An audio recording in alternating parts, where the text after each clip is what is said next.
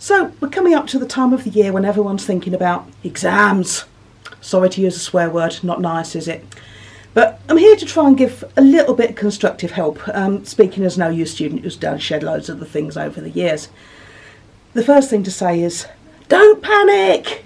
You're not doomed, you're really not. Even if you feel you're not good at exams, you can do things about it to help you get better. And the first thing to say is, remember, they will try and mark you more easily in exams than they do in TMAs. They're looking to give you marks, they're not looking to take them away. So don't think that they're out to get you, because they're really not. Now let's think about that actual revision. So first thing you need to ask yourself is, what do I actually need to know? So be aware, what are the learning objectives? Have a look at the summaries from your module. Look at any information they've given you about preparing for the exam, because most of them will actually do that. In some subjects, they may actually give you information in the exam. Like if you're doing STEM subjects, you may often have a handbook or a data sheet or something like that. So check what's on that, because if it's already in there, you don't need to learn it, do you? So that's a really important thing to check. And don't forget, have a look at the specimen paper. There'll be one of those on your module website. And for a lot of subjects, they're the past papers, and you can get those in the OU student shop. Don't get too distracted by all the nice goodies in there and spend too much money as procrastination. But, do go in there, get the exam papers, and maybe buy a teddy bear just on the side. So, let's think about actually planning what you're doing. Now, if you look at what you've studied, it's probably going to be in 4 categories. There's going to be stuff that I'm going to call Type A, which is stuff that you know, you can do, you don't really need to worry about it. Now, a lot of people spend too much time revising Type A stuff because it's comforting, it's nice, it's a comfort blanket.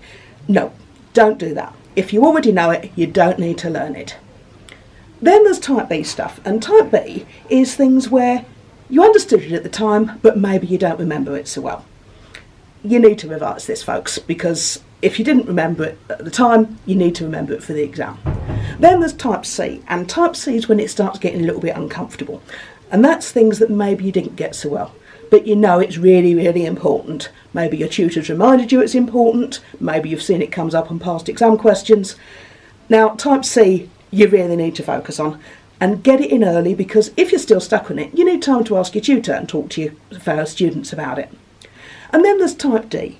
Type D is these horrible little niggly bits that always you can't quite get your head round, but they don't come up that much. Maybe they've come up once in 5 years. Forget Type D. These stupid little niggles, they're not that important. Don't worry about them. So, on to the stuff that you didn't quite get that's important first, then on to the stuff that you did get but you don't remember. They're your 2 main types of things to focus on when you're revising. Now let's think about how you revise. Now there are many bits of advice about how to revise as there are people, but there are a few key things that proper, actual, serious academic research, the sort of thing you'd have to give a reference for, actually shows applies for everybody. And the first one is, you want to remember stuff, you actually get better at remembering by trying to remember. Who knew? It's like practicing anything else. So, you need to, during your revision, try remembering things, test yourself. The second one is, it doesn't work to learn all of something all at once and then never come back to it again.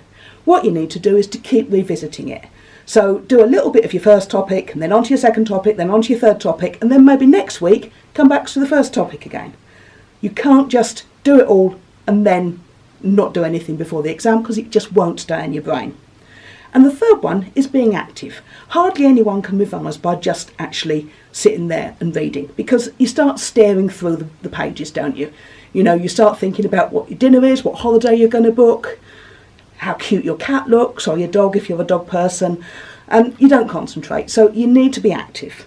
Now let's think about what you could do to be active. Well, a lot of people find making their own summaries is good. Now if you're me, I'm not one of these creative people, I just do bullet points, but lots of people do nice things like mind maps. So give it a go, see which of those works. Quite a few people find actually that if they record themselves and listen to themselves, that helps.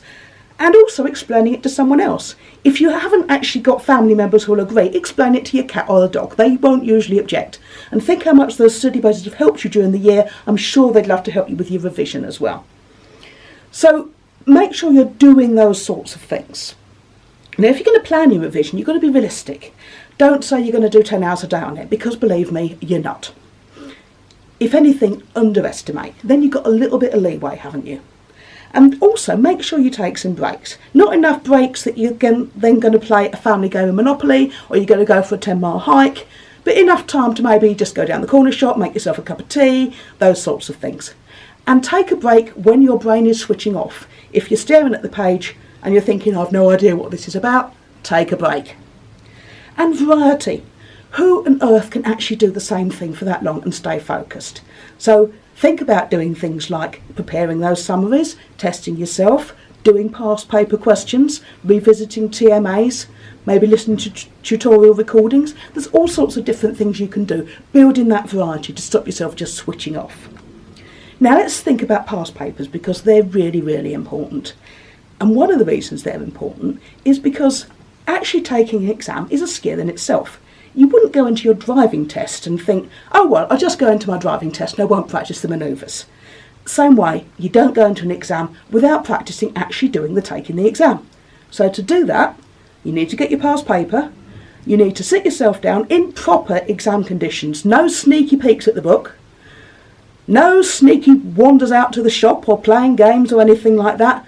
3 hours, sat there, no books, at your table, write your answers out in full. Don't just think, oh, I know that bit, I won't write the rest of it.